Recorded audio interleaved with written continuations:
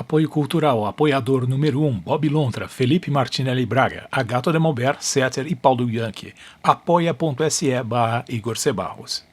Olá, gente. É o seguinte, todo mundo sabe o que está acontecendo atualmente, a situação que todos estão passando, e eu queria fazer uma coisa diferente. Eu queria fazer um vlog, como nos velhos tempos, com uma pauta que está arquivada há muito tempo e que eu não aguento mais, porque algo interessante a ser contado. Eu já contei vários sonhos que aconteceram na minha vida, mas as sensações que eu vivi nesses locais parece coisa de sonho, mas é a mais pura verdade. Em 1989, a Telesp, onde o meu pai trabalhava, fez um projeto cultural para os filhos de seus funcionários, entre os quais eu me incluía.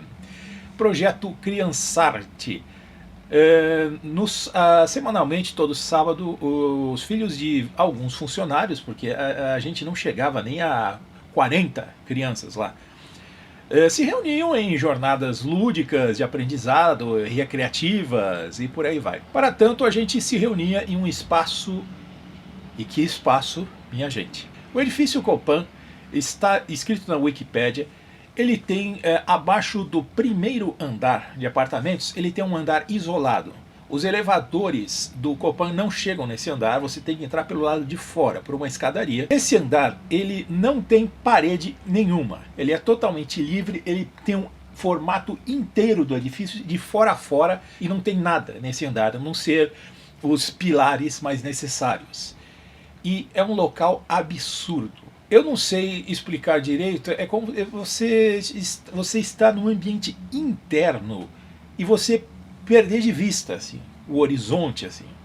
O local tinha luminárias de lâmpadas fluorescentes tubulares, essas que estão caindo de uso hoje em dia, numa quantidade que eu nunca mais vou ver na minha vida. Eu acho que deveriam ser pelo menos 4 meses de produção do fabricante para ter tudo aquilo de lâmpadas. Detalhe, eu acho que apenas 1/5 dessas lâmpadas estavam em uso. Eu não cheguei a ir sequer do outro lado do prédio.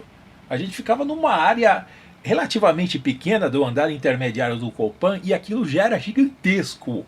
Era muito bizarro. Uma pena que a gente não tinha bicicleta, ciclomotores naquela época. Seria legal pra caramba dar uma voltinha com isso lá, porque espaço para isso ou se tem nesse lugar.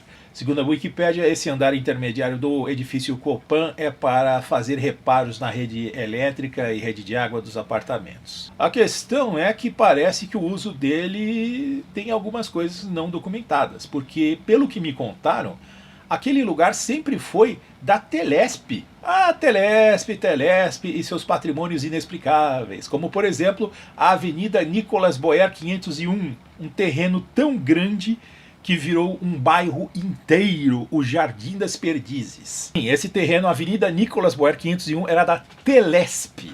Hoje já tem gente morando lá.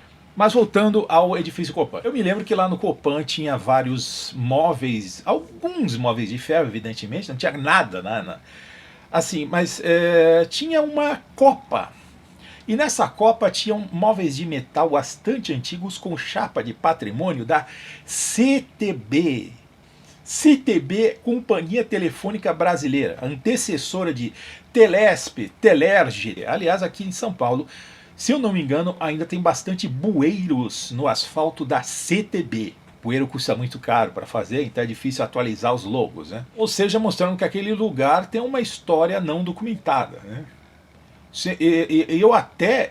Eu tenho a impressão de que aquele lugar sim era usado como escritório. No caso, sei lá, um mar de mesas de escritórios, sim, provavelmente, né? Sem divisória nenhuma. Imagina o pandemônio que devia ser trabalhado nesse lugar. Não é à toa que a Eucatex, um anúncio bem antigo, já mostrava as vantagens de ter divisórias em locais de trabalho, em vez de ser simplesmente um mar de escrivaninhas a perder de vista. Eu estive nesse lugar no ano de 1989. No ano seguinte, no mesmo edifício Copan, aconteceu outra descoberta cabulosíssima. Eu estive no Cine Copan. O edifício Copan, ele tinha uma sala de cinema que era provavelmente uma das maiores da cidade, com distância de praticamente 1 metro entre uma fileira de outra de poltronas. Lamentavelmente, essa sala virou uma igreja evangélica que é odiada até hoje por causa disso, por ter comprado esse local. E por que eu estive lá em 1990? Porque o Cine Copan era a sala de ensaio de uma orquestra sinfônica das principais que existem na cidade de São Paulo, que eu lamentavelmente eu não sei exatamente a denominação exata, mas o maestro dela era Eleazar de Carvalho, e já nos encontramos uma vez pelo menos. Meu irmão, ele começou a ter aulas de trompete, instrumento musical, enfim, e o professor dele era trompetista dessa orquestra, e a orquestra estava lá, toda montada no palco que tem nesse Cine Copan. Sim, o Cine Copan tinha um palco, e lá era impressionante. Primeiro, na entrada, eu nunca tinha visto na minha vida um lustre para 30 lâmpadas ou algo assim.